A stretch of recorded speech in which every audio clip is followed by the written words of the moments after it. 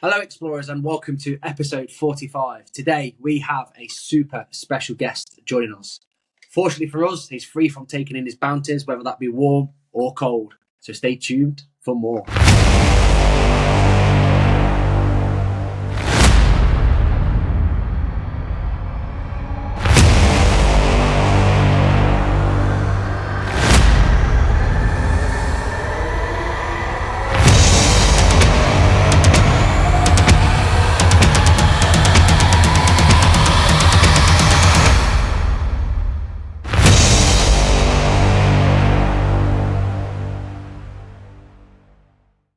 Welcome to episode 45, wherever in the galaxy you are. As always, you are joined by the lovely Taylor and Jimmy and myself, the master trio, smashing everybody at the Star Wars trivia.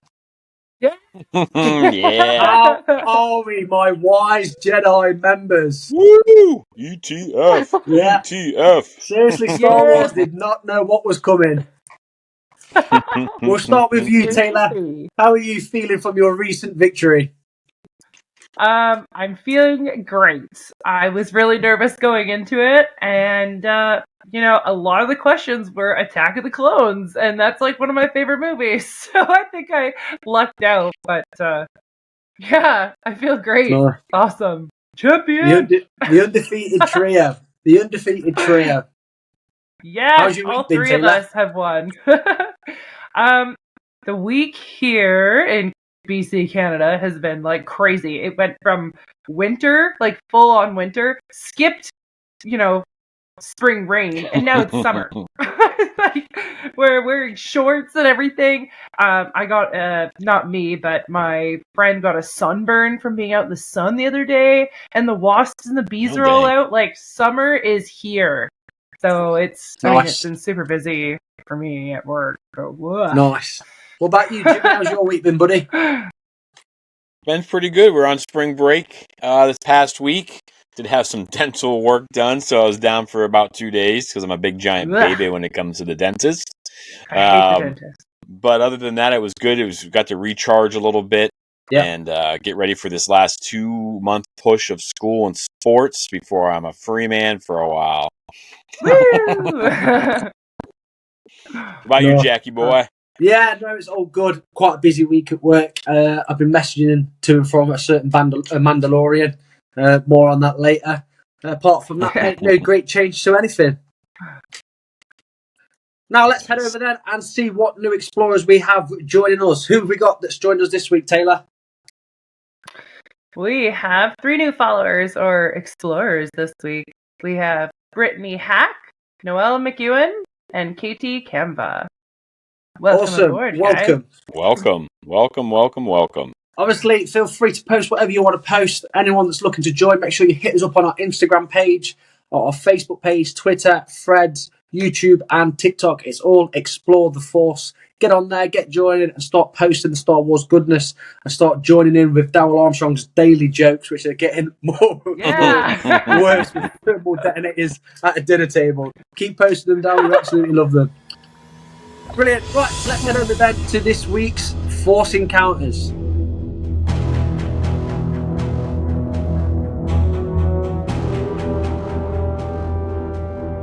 All right, I'll start us off this week. I think Taylor and ours might be a little bit similar, at least the people we hung out with. So on Saturday, I got to join Seriously Star Wars, Christopher from Seriously Star Wars, Jedi Lex, and Patrick from Poptography, which you haven't checked out his stuff. He does these really cool photos and of all the Funko Pops, and of course Jedi Lex, her channel is blowing up. And then Seriously Star Wars does something. I mean, he'd feel like he's bringing out content every single day. Yeah. But I got to go on there, and we talked some upcoming Funko Pop news, and we talked about. They've been doing this weekly. Is they take the episode of the Bad Batch and they say, what 5 pops would you want from that episode? And of course, we had 2 episodes. And I made sure that I got, I wanted a Chase Funko of Hauser because he's so dang handsome. And of course, Batcher and some other ones. But we had a really fun time. They messed around with some AI and created some like St. Patrick's Day stuff. You really need to go check that out. And then after we turned off the camera, we just sat there and talked for like 20 minutes, 30 minutes. And just, it was really a lot of fun. I haven't got to hang out with Patrick that much yet. He wants to come on the show. We want to have him come on because he was telling us some fun stories. But yeah, it's what I love about getting into this, not job, this hobby that we have. Just the stuff. And again, like what we get to do today, like I can't believe what we get to do today. Yeah. What is our life? Like this is the whole reason I wanted to do this, and it's fun because it's, it started out as the three of us, and I think our family is growing, our friends are growing, and it's just been an awesome Force encounter this week. So, what about you, Taylor or Jack? Go on, Taylor. I'll let you start. Well, we already really kind of chatted about my Force encounter, but I got invited multiple times by Chris at Seriously Star Wars to join this Star Wars trivia show. And I'm like terrible at trivia, even though I know a lot of stuff. Just on the spot, I can't. No, she's not, folks. She's not. So I finally went on it, and I actually won. Yeah. But it was really nice meeting like Eric from Sire Speed. He, had me on the run. He was right behind me the whole time in points. Like it was so close the whole show. But yeah, it's really nice meeting him. And I'd never really chatted with Chris as much as I did. And it's exactly what you said, Jimmy. It's just so fun to meet other Star Wars, fans and lovers, because these are just friends that I never would have met without our podcast. So yeah, I won. I'm a winner. And all three of us have now been on the show. All three of us have won now. So we are more the trivia deceitful than Palpatine, Taylor, as I'm telling you. More deceitful than Palpatine. Better watch out for Taylor. Yeah, 100%. Anyways, it was really, really great. Fourth encounter. Yeah, go for it. I've had quite a quiet fourth encounter. Yeah, it's all I've been doing really is just listening to Dark Disciple, getting amongst that audiobook. It's been amazing up to now. So good. I'm at the point where he's just gone through all the training and that with Ventress. They've encountered Dooku as well, so we're just on the fallout from that. I haven't got that much left on it, to be honest. I'm absolutely loving it. I had a quick chat with Mark Thompson, a previous guest of ours as well, about his voice skills again, doing Obi-Wan Kenobi and stuff like that. It's just incredible. Oh my God! Mark. Yeah, hello Mark. I'm sure they're listening again. And that's pretty much it for the Force encounters for this week. Also, let's head over to Batu then, and we'll check out the news that's coming out.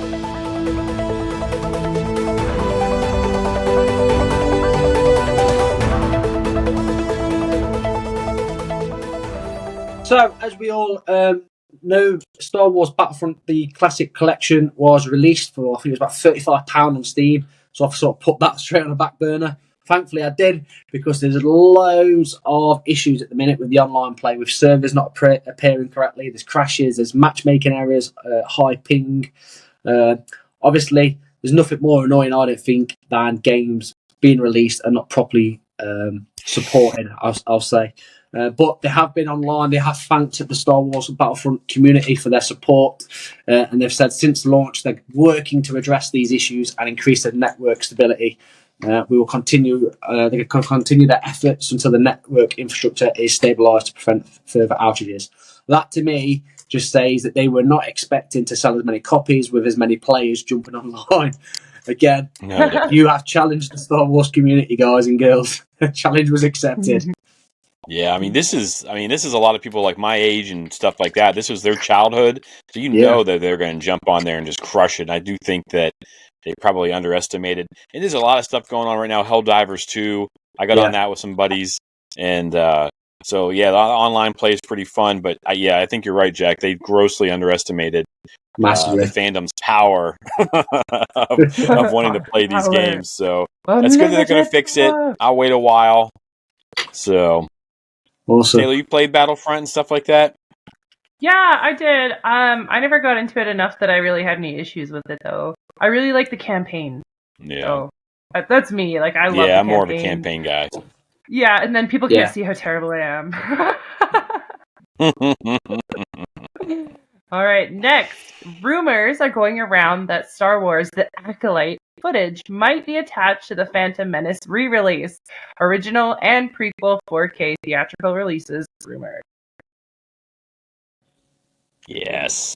This is pretty cool because you guys are too young to remember this. In when they released the Phantom Menace beforehand, the trailer was attached to this Brad Pitt movie called Meet Joe Black.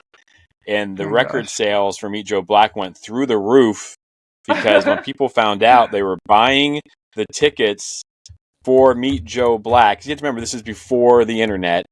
So they were going in, sitting down, watching the trailer, and then leaving the movie. The movie itself is not that bad, but Meet Joe Black, I mean.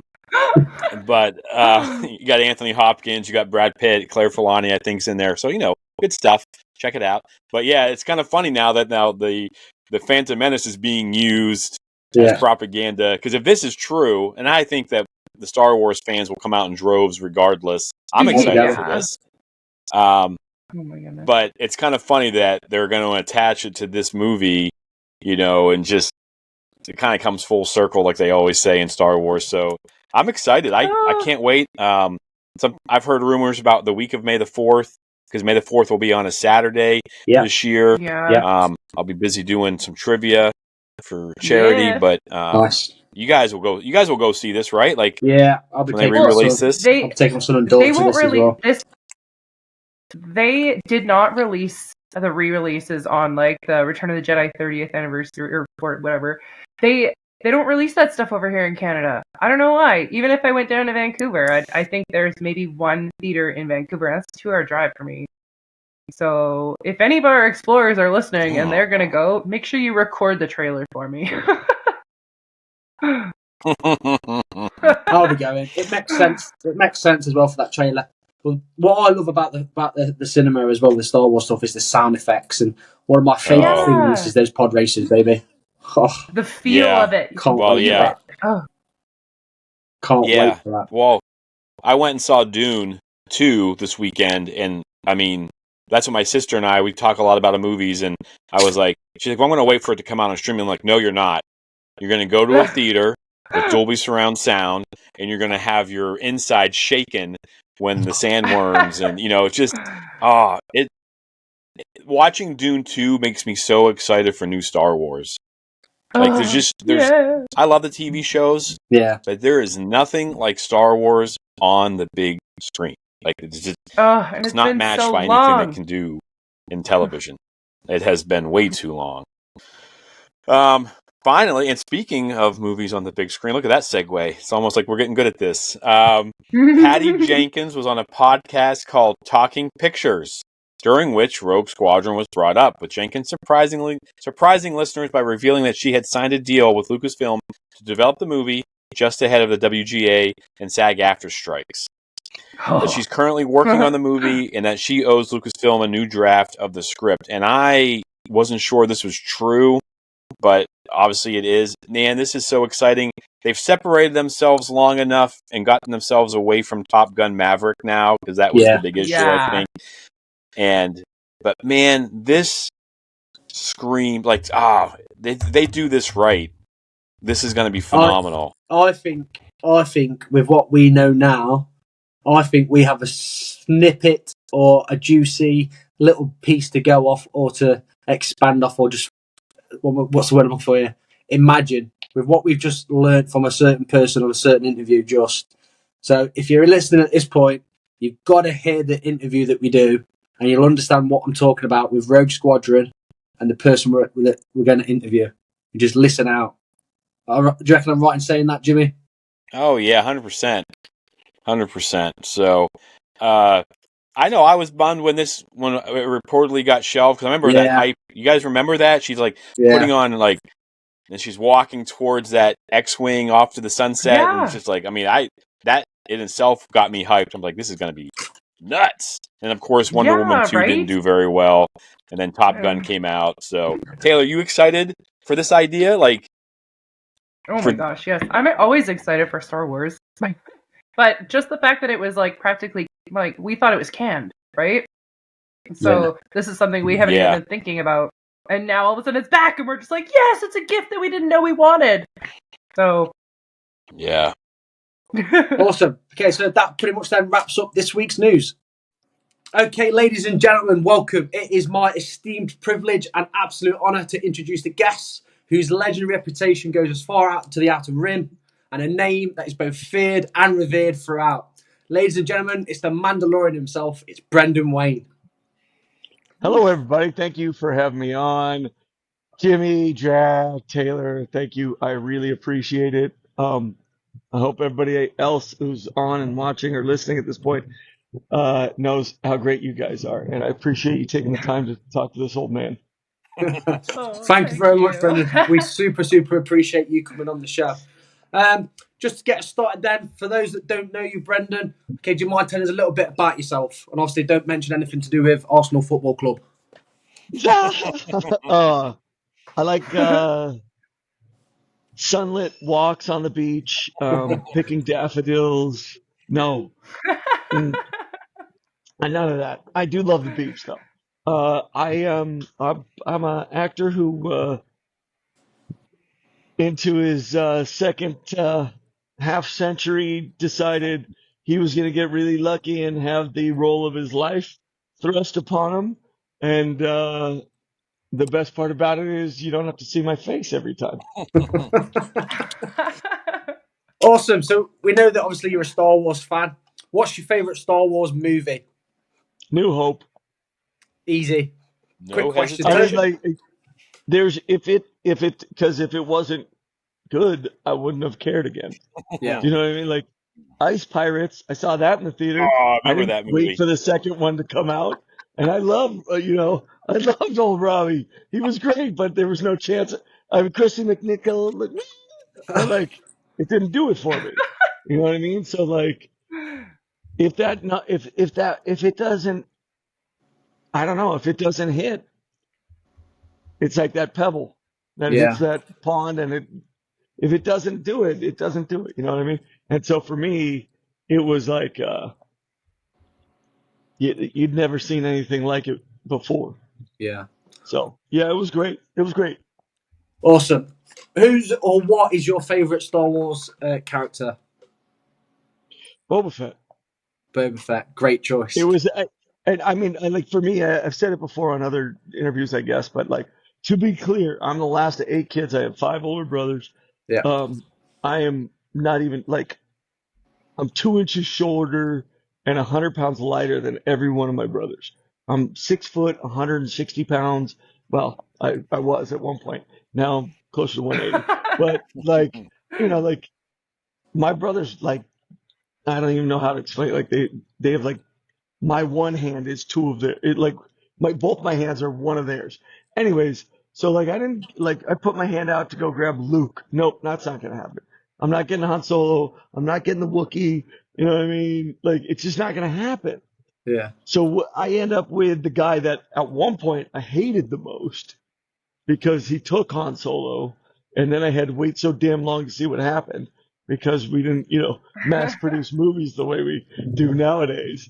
But for me, though, the Legend of Boba, it spoke to something that people used to say, John Ford used to say, which is when the legend becomes fact, print the legend. And that's kind of Boba because we didn't know anything. So it was all legend. Yeah. And, he was this bit guy who looked cool, I guess. And I don't even know that George thought he looked cool. I think he was such a ancillary character that, the boss didn't think twice about it. But somehow, and that's a great thing about art and all that stuff, is that you never know what it is that's going to catch somebody. So, Boba, he was able to grapple hook, and he was like Star Wars. He is like, or the Mandalorians are like Star Wars Batman. You know what I Yeah. mean? Like Yes. they're Yeah. regular people with some really cool stuff on them. Yeah. No, 100%. Yeah. And I know George obviously mentioned about Star Wars being like a space western, and I Oh feel yeah, that. because they wouldn't do westerns. Like that Exactly. was why he did it. Yeah. Yeah, 100%. And I think obviously, who else could you choose as a Mandalorian with your background as well? I think you encapsulated that perfectly. So that was a Yes. clever casting as well. Yeah, they had somebody who was incredibly good physically before me, who actually did play Batman for Ben Affleck.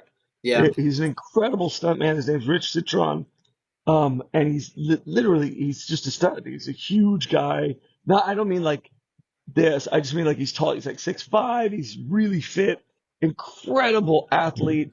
Um, but then I think they needed to find somebody. First of all, height wise, that was a little more in line. And then on top of it, they wanted an actor, and that's where I came in. I was yeah, acting, and I acted with John and in Cowboys and Aliens, and so he was kind of familiar at least. And yeah, then, my wife had worked with John on Jungle Book, and so kind of like it was weird. It's kind of I'd done couples retreat. It was fun. So I think when Jason Stamey recommended me to John, he was casting with Sarah Finn. Jason had said, I think this is your guy. He's physical. He can act. I think he's your guy. And so I got that call, and I didn't know. But so Jason Stamey is the one who shouted out. My wife had worked with Jason in casting, and we had read for Sarah Finn, who was head of casting. Hey Google, turn on desk lights. Yep, I did. I just used Google. It's creepy. God, what world are we in now? Oh, the gosh. Mando cave. Oh wait, look. We can Anyway, That's we so can why. That's edit why we can edit Neil's that in there. out. Edit that out, Jimmy. so it was really cool that how it came about, and Yeah, my reluctance to even commit to it initially, just going in for the costume fitting, was hilarious because I was like, now I'm taking my kid to school. There's like that whole thing, and like this is really cool. I love this. Um, it's probably better just to look at that than me. Um, but it was just really really cool to that whole process and yeah, everything. awesome. Yes, Nice. Trapper, And Dave, I who yeah, we love that trust. patch. Now, and Dave, yes, now I know Taylor's got a few questions for you, so I'll let Taylor take over. fair. So, Brendan, what is your favorite part of just being the Mandalorian? Like, what do you just love about being the Mandalorian?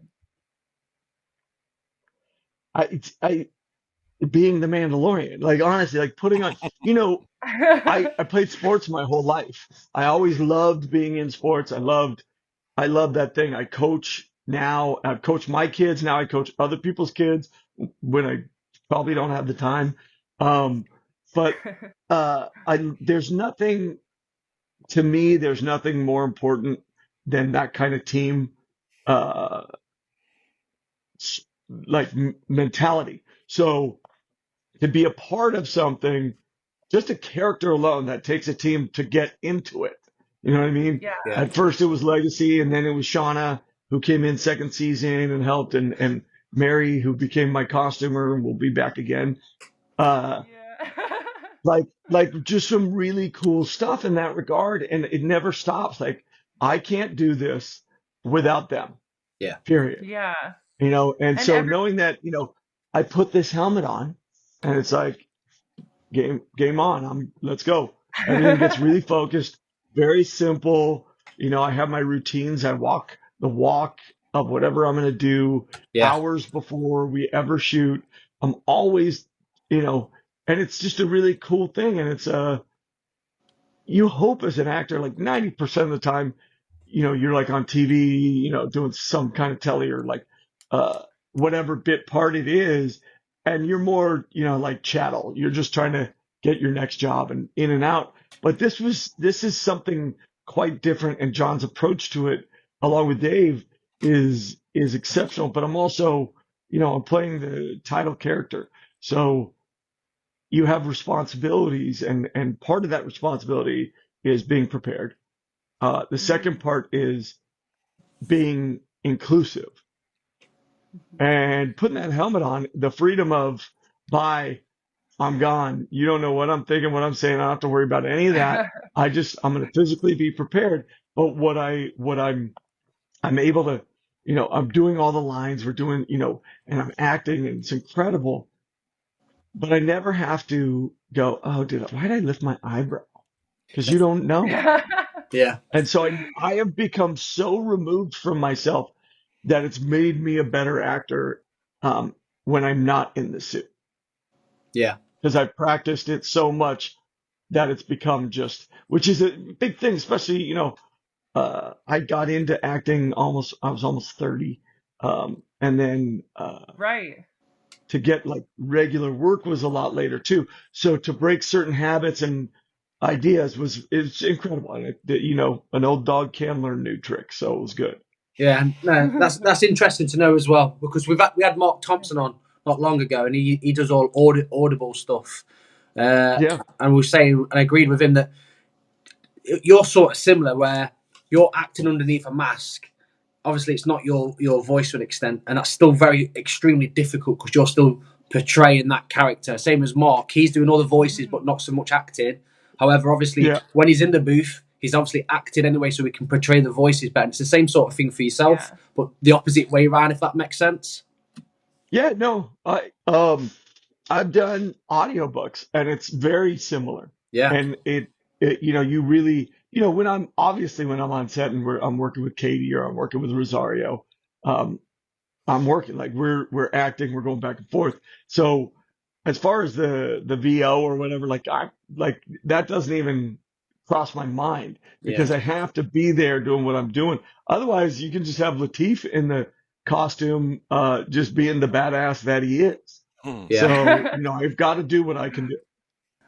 Brendan, if you could make your own Star Wars character, what kind of character would you make it? Would you stay a bounty hunter or a Mandalorian, or would you change it up?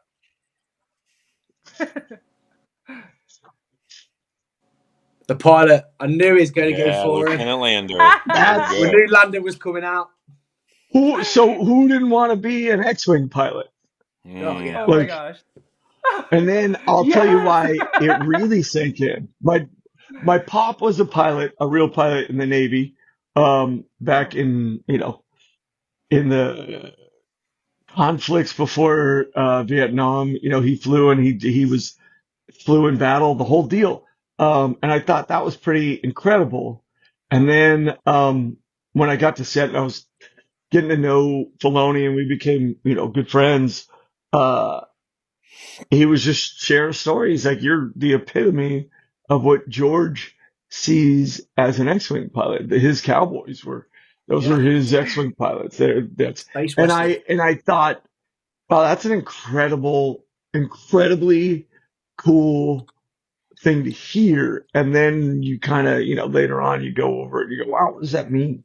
What does that mean to me? Like, Yeah, what standard do I have to live up to? At least that's the way I look at it, honestly. And you go, Yeah. with Mando, there's the creed and, which is very similar to, cowboys have the same kind of idea that kind of lifestyle that there's a creed. And so anybody can be one regardless of, yeah, regardless of who or where you're from. And that's a pretty cool thing. So yeah, for me, when Dave was like, hey, how about you come in and do this character? The only caveat I had was don't kill me. So we worked through that and that was great. I know Jimmy's got a question about Lieutenant Lando later. Oh, I got some Well, answers. All yeah, right. speaking of Dave Filoni, what was it like working with him? Painful and annoying. Oh. He's a Pittsburgh Penguins fan and I Oh am a yeah, Los Angeles Kings fan. So I constantly have to hear about the Penguins and like when I was shooting Landers and he's trying to get performance out of me, he literally is on a mic going, oh, imagine if the Kings actually were good today. And so, he's giving these, and Ah! I can literally watch the show and go, yeah, that was when he was talking about the Kings at that moment. And I remember like those, I remember the reactions. I'm like, you're so annoying. So, yeah, but honestly, it's great because he, as incredible and talented and hardworking as he is, um, he's very approachable. He was the one who said to me, when we started, hey, look, like I have a dinner with a certain group of fans every year. Come here. And because of that, he really kind of said, he was like, look, everyone's going to talk to you about how, ooh, watch out for the fans. And I'd grown up around fans. Uh, like a block over was Michael Jackson when I was growing up, and Tito Jackson used to coach my baseball team. Oh my Kevin goodness. Cronin from REO Speedwagon was my baseball coach with Bo Bridges, but they were normal people. I mean, to be clear, it wasn't some like, I don't know. It's not like it is today where it's like reality TV where everybody's Yeah. on. They were allowed to just be parents who were trying to, be around their kids. And it was an incredible Oh. lesson for me. And having been John Wayne's, grandson, uh, and the environments that I'd been around and the fans and their love and need, like mine had always been, for the most part, really great. Yeah. So with Dave saying that to me, especially because I lived through a time when Hayden got so much just heat. So that was kind of, like you go in, you're like, oh, God, I hope I'm good enough for the fans. And then you get over that and you go, I got to work today. And if it's not good enough for the fans, these guys should have fired me. It's on them. It's not me. Um, because at the end of the day, that's who controls it, right? I Yeah. mean, Right. that's who's really doing well off of this is exactly that. Anyway, so, um, it was just really cool to know that the head dude was like the fans. And I've become incredibly good friends, not like we have a good relationship, good friends. Like I will go if I can get out to England in time, I'll go with Jack to the game. Not because of anything other than I'm okay spending the time and going and watching this, you know, uh, ugly ass Old Trafford. Um, but no, I mean, like, go have this experience, like, because we're just people, right? We're just like, Yeah. hey, I got to pay bills just like anybody. You know what I mean? And I'm in LA. So if you think, I live high on the hog, you're absolutely wrong. Like my bills are probably more than anyone's because we have, one of the most taxed people on earth here. So, but I'm just regular. Like I got to get my kids to school in the morning. I coach them. I yell at, the ref every chance I get during a game. Like I don't think I'm cool. So to be around fans who, while they appreciate what you do, once the kind of cloak comes down, they're really nice and approachable. Yeah. It's great. Now, if you keep me up here, I can't be around you, and it's not because you're not a good person.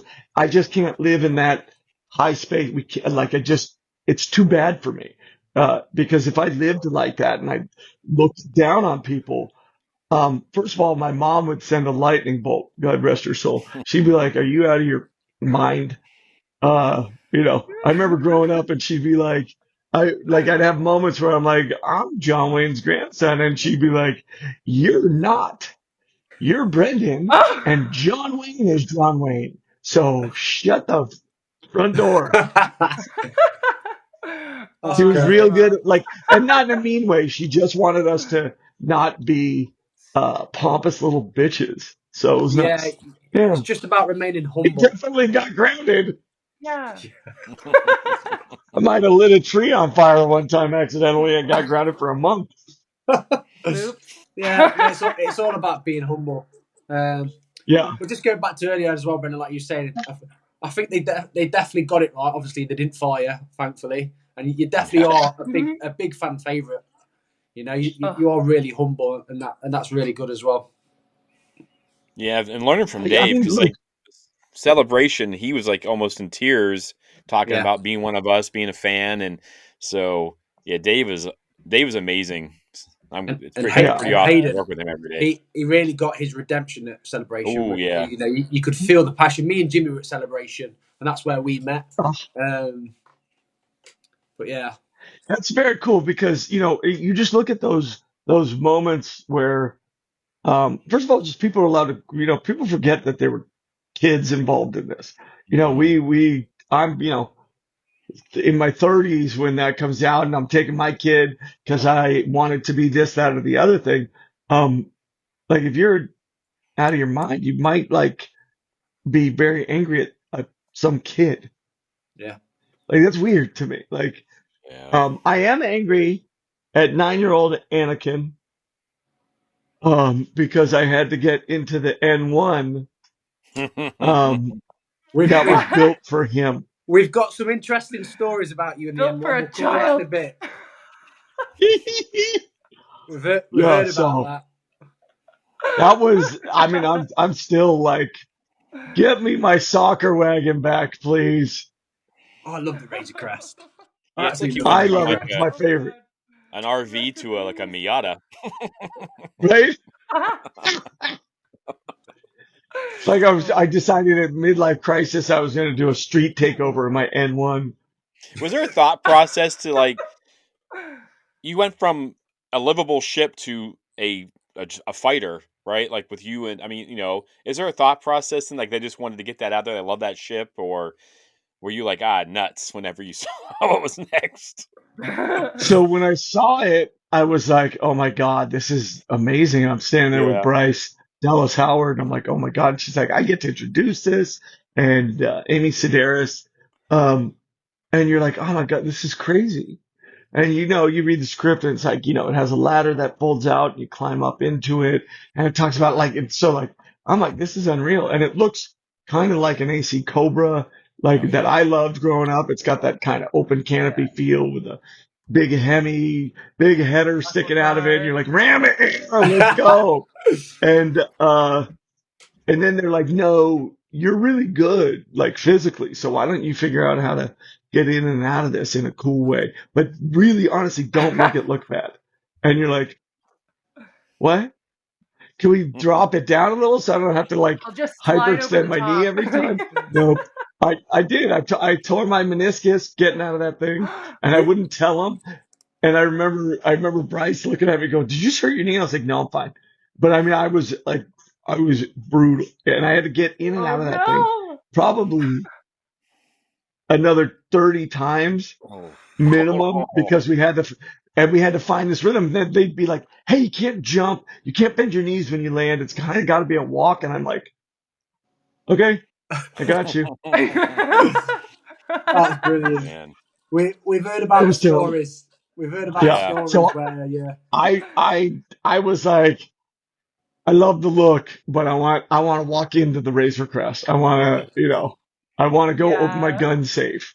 I don't know what, honestly, like I'm I'm probably better with less information, and they're like, keep it simple for this guy because otherwise it might echo in his head. So That's like me too. I'm It's like, okay. let's just go. Like, just tell me where, just point and let's go. Awesome. Oh my goodness. Yeah, our friend Dawn, you work with her. She's from Legacy Effects, Dawn. She's Oh been a yeah, Rodian. Don Dinger. She told us about your struggles with the with the Starfighter. Yeah, I mean, it was, and I was like, so wait, you want me to sit down in this like and look cool? And they're like, yeah. I'm like, so do you want to make it wide enough for me? And they're like, It's not.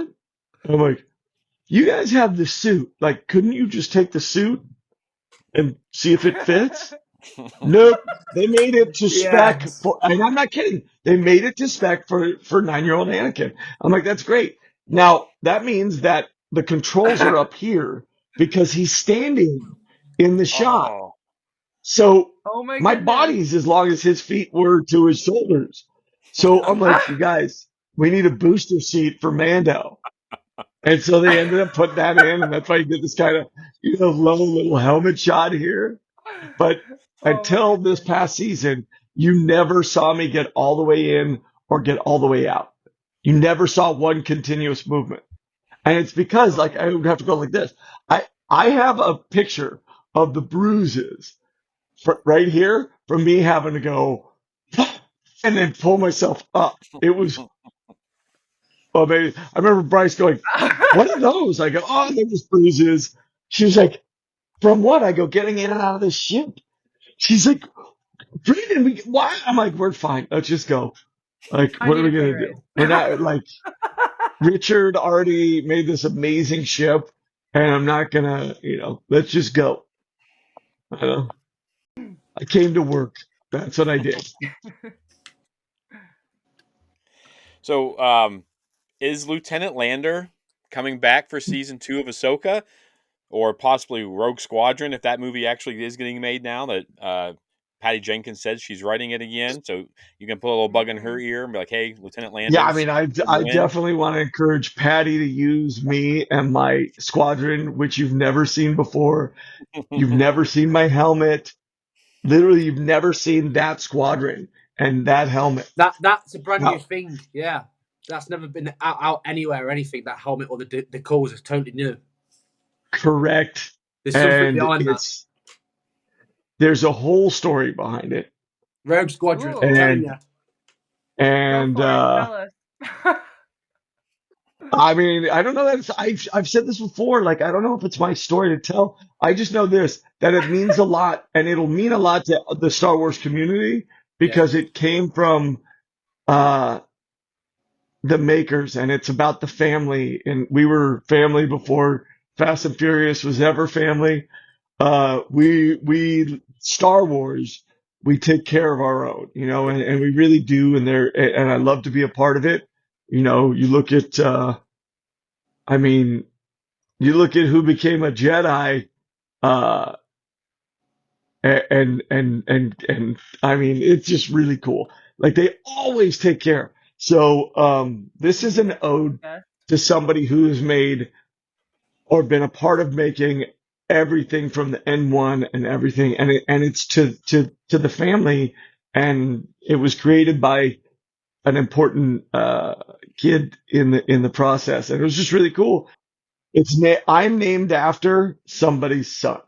That's Oh, all. That's all. That's my biggest hint. And then if they eventually tell you the story, I get, but to me, it's pretty cool. I'm very honored. that's very incredible. cool. Ooh. Now your face has been seen, right? So I don't know. I always had this dream. We were talked about it before. Like you and Latif could be like Mandos later on, like different Mandos if they wanted to, because they could have pulled your helmet off and you could have been, but Yeah. now your face is in, so you are Lieutenant Lander, right? Yep. Mhm. You got is that? I mean, you happy with? I mean, it sounds like you're ecstatic because of the story behind it. And there's a lot behind it. Is there any like, oh man, I Yeah. could have been a Mando too?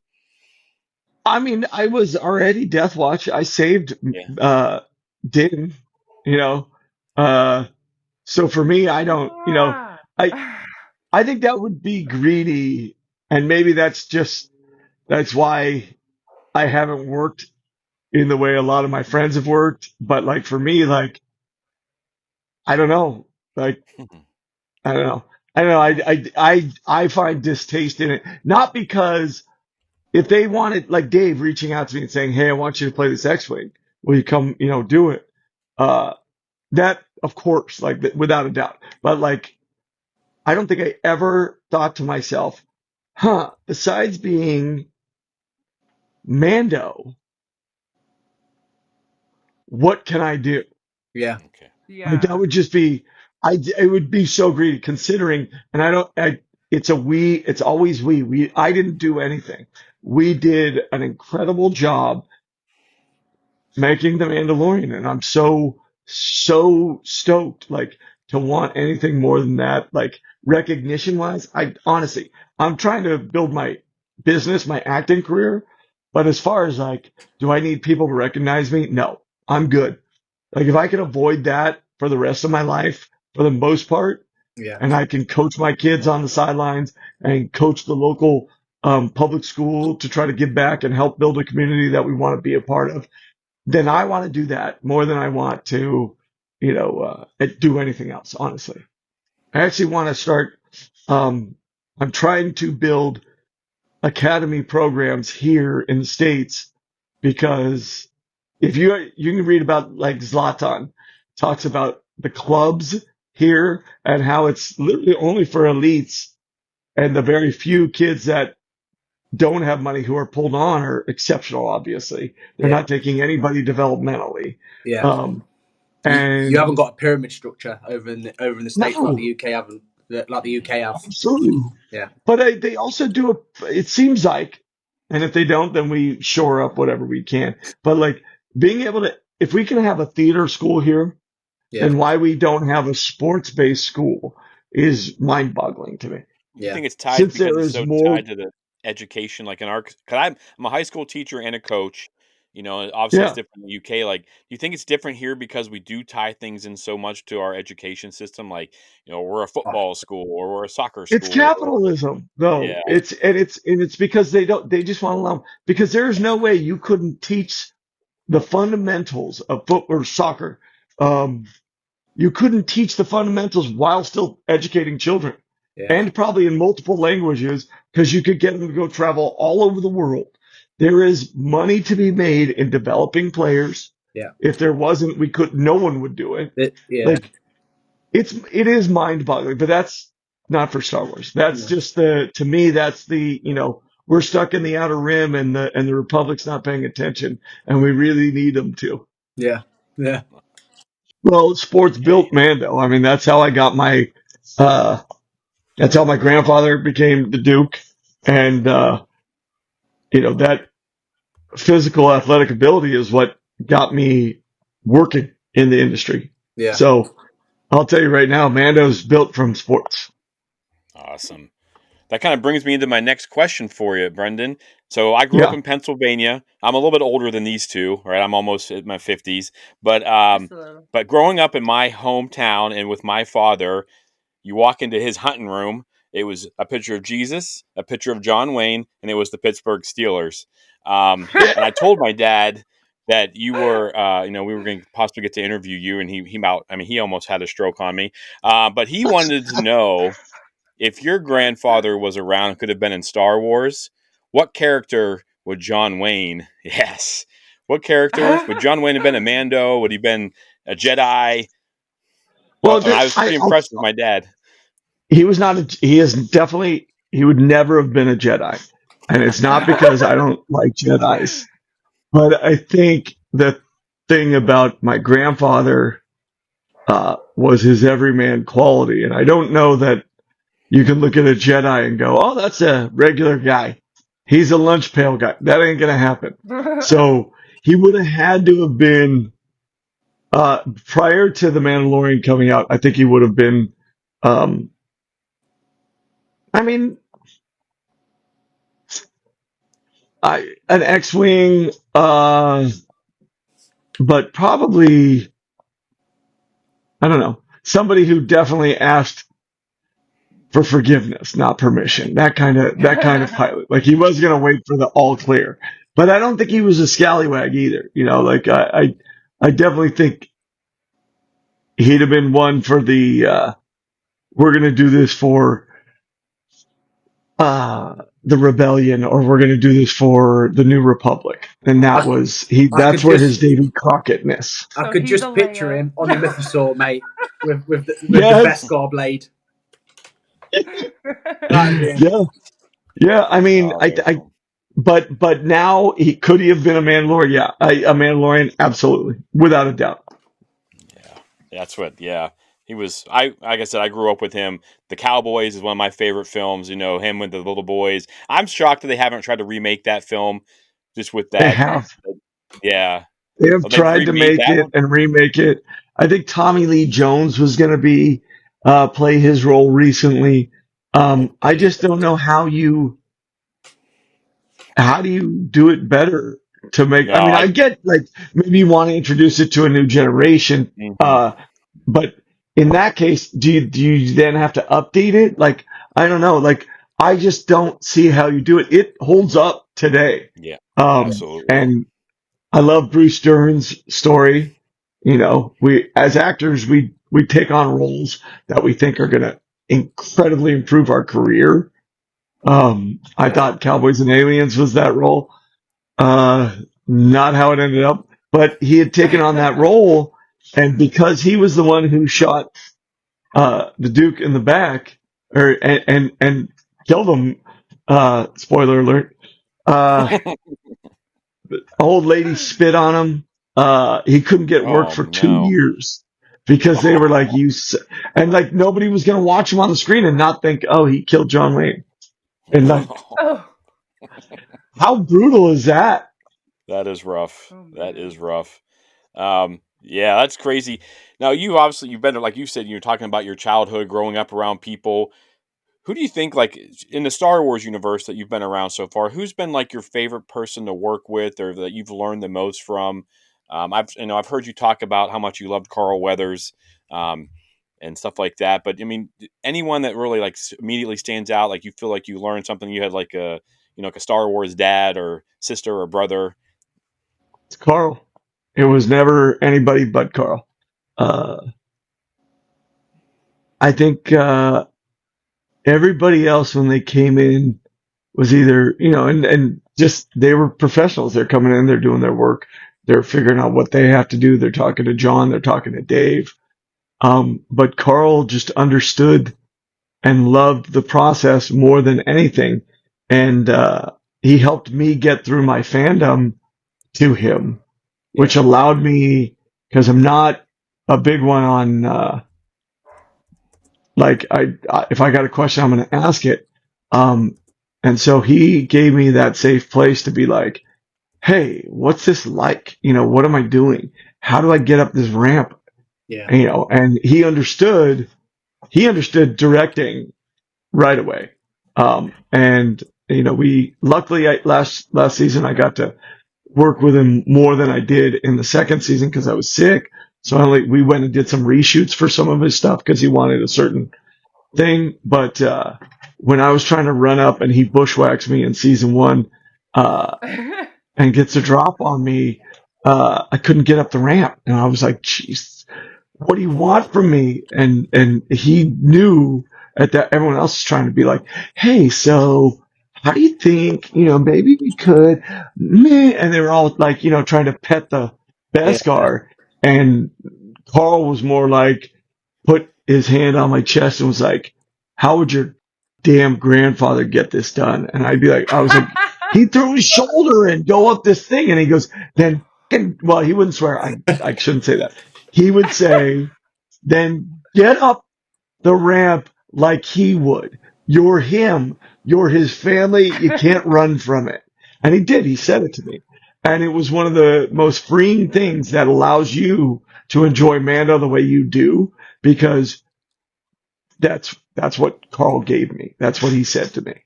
Wow. Awesome. So, Awesome. like, without him, I don't know that you would have had, or John and Dave would have had everything they wanted, maybe. But the grouping really made a difference. That's a big thing as well. A lot of people might not Yeah, realise. There's people that think people just get cast just for their acting ability, but it's like a football team. I know we keep going on about sports, but absolutely, though. a lot of people are on that team not just to act, but to bring other people on. Oh yeah. I mean, and so there's a fellow from your side of the pond, Simon Jays, who is, a camera operator. And by A, I mean like ABC. There's an A1, BC, whatever. So he's A, and his Steadicam, his work with the Steadicam is what everybody, emulates to this day. But he saves me from, doing this on camera and trying to act like he's like, no, let's get in frame, mate. Let's not look like the poop you are. Let's go. Let's get this done. And so it's like this, constant, I don't know that you'd get it anywhere else. Maybe you do, maybe you don't. I just know that my experience on this is because it's us and we, and not number one on the call sheet attitude. And I never would be like that. I could never, like, I'd drive myself in the fucking ocean and lock the doors. That family, Like, it's that family connection, and everyone. That's why everyone enjoys going to work. yeah, I mean, I know that Jeff at Lighting is going to make sure that, I look as good as, Mando looks as good as he can. Yeah. And so with that kind of, it's like, I know that my center is pulling and he's going to come across the line and he's going to take out this outside linebacker so that I can get through that hole because my left tackle's, you know what I mean? Like, that's what we're doing. And, everybody's doing their job. And that was something that, Carl had thrown out to me when I didn't just come to him about acting. Like, I was getting ready for a championship game with my under 15s, and I was stressed. I didn't want to be a failure as a coach. And I asked him, and he said, "Give me a second," and then he had to do something and came back and he goes, do your job. I go, no, I know that's what I'm doing. And he goes, no. This is what you ask them. You tell them that each one of them has to do their job. Yeah. They can't do anything but their job. And then he goes, and then you get them each to say, what are you going to do? Do my job. And then you get them all to start saying it. And then you get the chant. And then you do your break. And then you go play and you let them go. And you say, do your job. And every time it looks like it's getting heady for them, just yell, do your job. And it click. And he was right. And we won. And I got goosebumps saying it. So yeah. Carl is the man. We've been hearing that sentiment a lot from Disney. Dawn on our show, she talked about the family and how close you guys are. We've heard Katie Sackhoff on her show talk about how she wants to fight anyone who says bad things about Disney and Disney Plus. It sounds like a great place to work, and it's obvious it shows in everything that you guys are making, because there's like a lot of love and things like that for each other, and more sports now. Taylor's probably ready to pull her hair out with all these sports analogies, but it's like a championship team. It's what it takes. You got each other's backs and stuff. I grew up listening. Awesome to hear from all these different people. But I mean, like, honestly, if you look at it, Lateef has won 2 Emmys as a stuntman. Like, to be clear, we're an incredible team that allows each other to succeed at a high level because we are there to support and uplift each other. Whether it's you want to go to sport or not. I mean, this is Dave, just handy sketched my 50th birthday, and everybody, signs it. Awesome. That's incredible. I've got another one from when I was in the hospital that God, I don't know. Oh, it's in my room.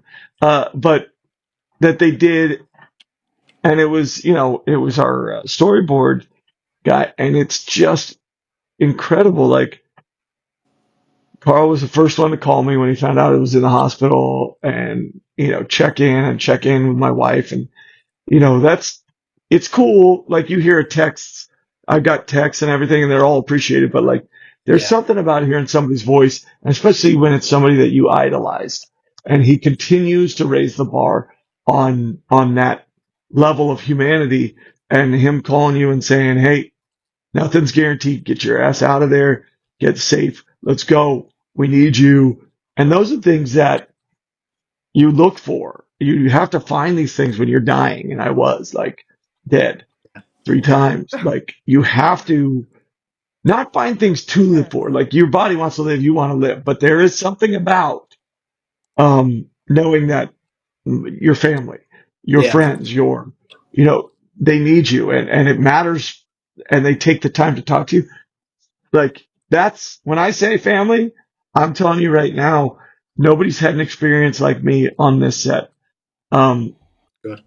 And nobody's been more affected by the greatness of this family than me, and more appreciative of what they've given me. Awesome. Appreciate that, Brendan. I know it means a lot to you, mate. Thank you very much for sharing that with us. Yeah, absolutely. Yeah, they're the goods. Who's got a favorite episode? Oh, mine's still episode 3. When you go and Chapter 3. Am I getting the 3. A? You're going back for Grogu. Like, you've taken him. Oh yeah. Chow's episode. Yeah. So I'll tell you about Deb. First of all, I loved Obi, to answer that question right away. But Deb was one of the first directors that I met before we ever started shooting. We'd go over, and I'd go over to the production office and work with Deb or Rick or Bryce. But Deb was the first one, and her ability to just make me feel comfortable. And, I generally try to keep my feet on the ground, but her ability to make sure that I didn't feel like I was in over my head, and just to, keep it simple and breaking down these things. And part of that is whether she needed the answer or not, to know when to ask questions that allowed me to be empowered and to feel like, oh, I'm a part of this, without even like stitching it together so obviously.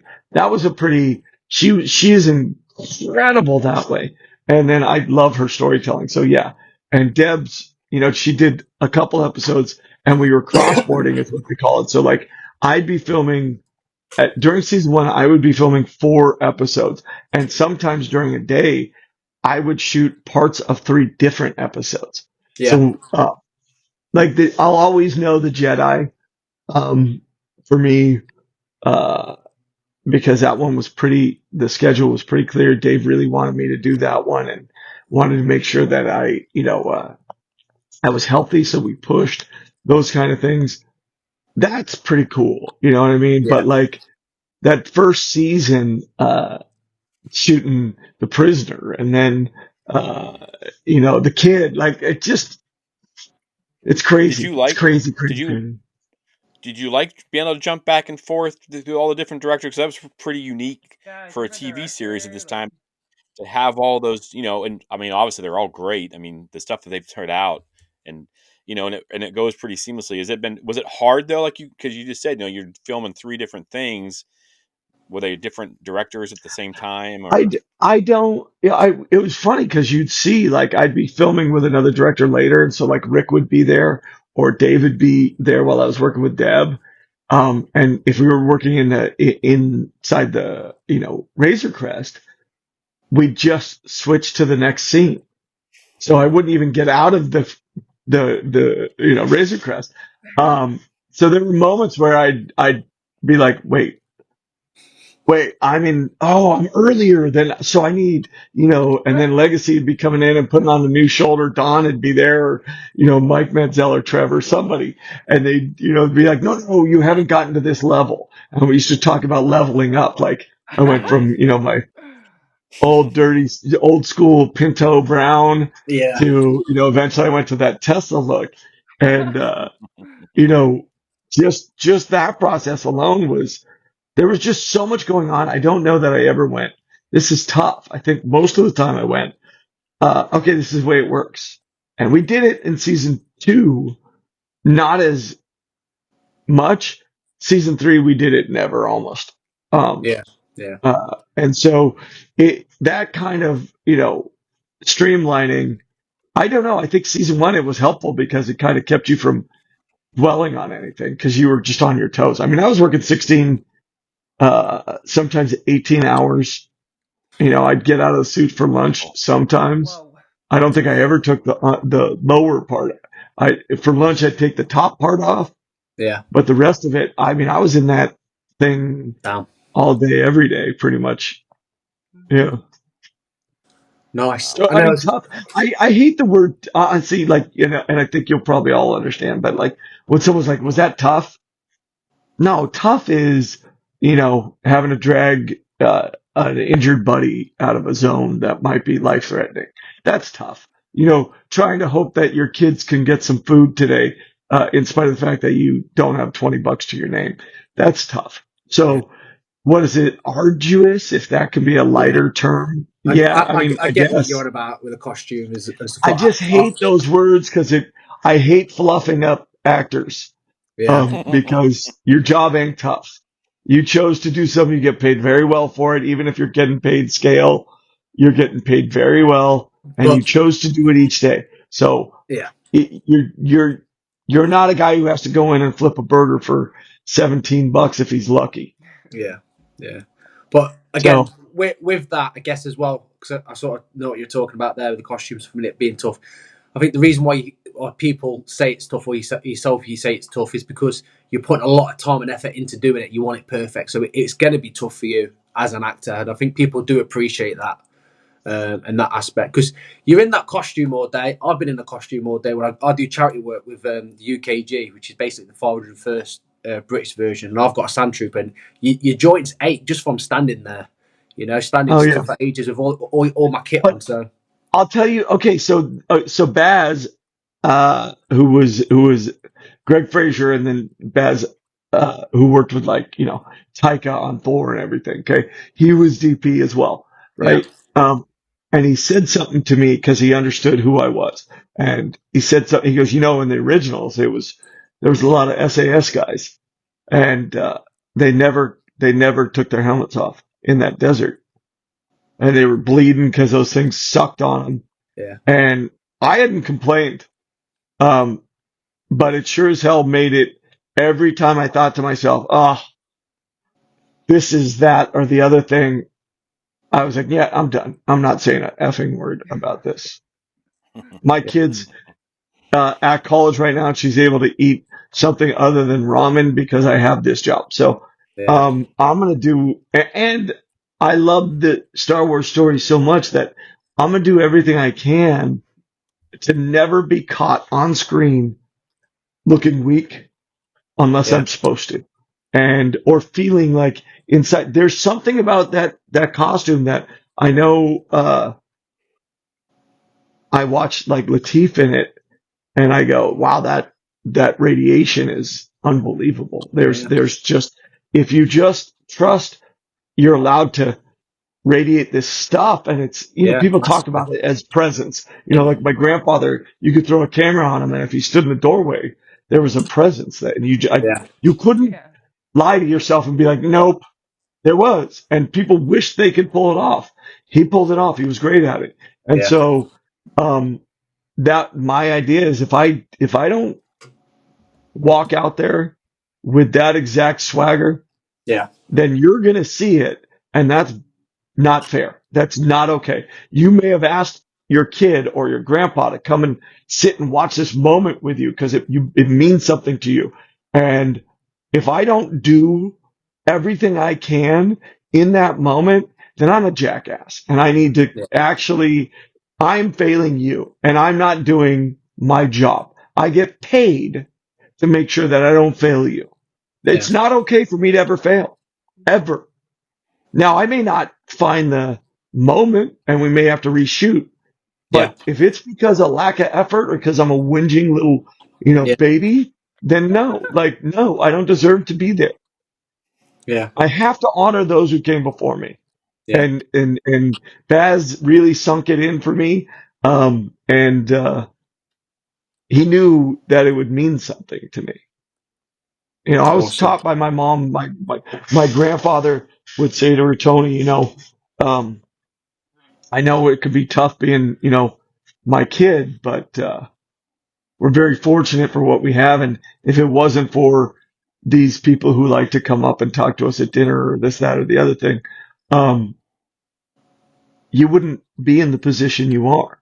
Yeah. 100%. And that is, that is something that will always stick with me. Like And it just is. it's that humble again. It's the humility of yourself, Brendan, as what resonates with the fans, and that's why you're a massive fan favourite. And just speaking of the Appreciate fans and that. that, obviously there's been loads of talk about season 4, a movie. There's loads of stuff that have gone out, and I know you've been asked the question loads of times. So just for clarity, if you're allowed to say, are we getting a Mandalorian season 4? So here, and this is funny because I know I said something and then I saw somebody try to clickbait me and I'm like, get Yeah, out of here. So this is the reality. I know we're doing the movie. I know they wrote season 4, but we're doing the movie now. I have no idea if they're ever going to come back to season 4. I have no idea if they're going to go and try to do 3 movies out of Mando and Grogu. I yeah, don't know. I mean, I literally don't know. I don't know that they know. I really don't. They may have like, well, this is one version, this is another version. I know yeah, they're doing, Dave said, and I know this only because I've read it, but Dave said, and I try never to ask these guys any of these questions because I don't know, like you got a different job than I do. I just want to work. But yeah, like Dave said something about he's getting ready, he's going to go do Ahsoka season 2. Um, and then they talked about, I think 2 other movies. And I think Dave's going to direct one of the movies. That's what I know.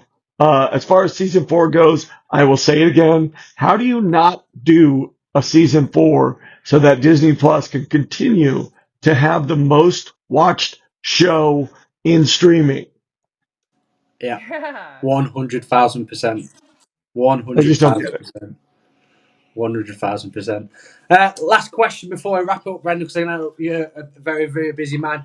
I got to go Have you see got Angel City, the National Women's Soccer League. So yeah, what's up? have you got anything exciting in the works for 2024, 2025? Well, I know this. I'm going out to Prague, and I'm very excited. I'm going to go hang out with the mayor, go to a con at Prague, in Nice. Prague, and then I'll be in Holland, and then I'm coming to London, On and my I'm going to birthday. MCM May. Well, I'm going to come earlier, but I know that it's like the May 23rd to the 25th or something. Yes, 24th is my birthday, Brendan, so I'll be over. All right, you just tell me. You know what? I'll bring you I'll bring you one of my shirts for your birthday. Yeah, What man. Oh, size? man. Yeah, man. What size Well, are you? XL, Don't but lie. you'll be over for the Arsenal game anyway, so Yeah, exactly. And then I'll make you wear something Arsenal. It'll be absolutely great. not. Absolutely not. Absolutely not. But Right. I got that. I'm going out to Fort Worth. I'll be at Rebel Scum in Allen, Oh, yeah, Texas I'll in be down June. there. You will? Yeah, I'm gonna go Okay. down I'm to doing that. Ross Sandbridge is gonna be there. So Yeah.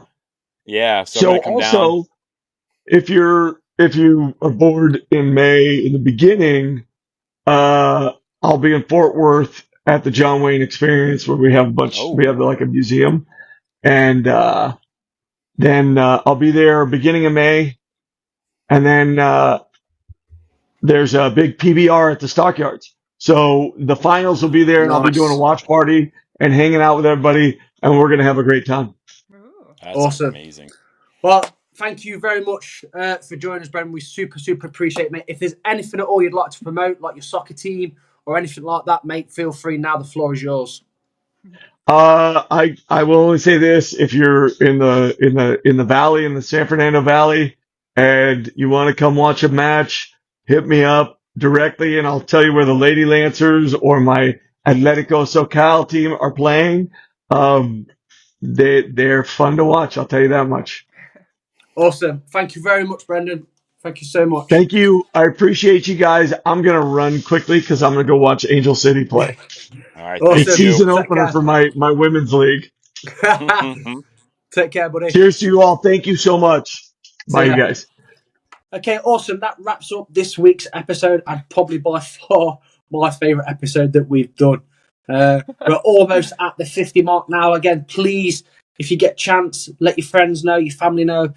Share the love, share the page, get the name out there, explore the force. We're on Facebook, Twitter, TikTok, YouTube, Threads, Instagram. Okay, make sure you're part of us now. We're growing big, it's getting bigger, so jump on board. Do not miss the train. We are expanding. Really hope that you enjoyed the episode. Again, as always, leave any feedback. Make sure you hit us up on the email, explore the force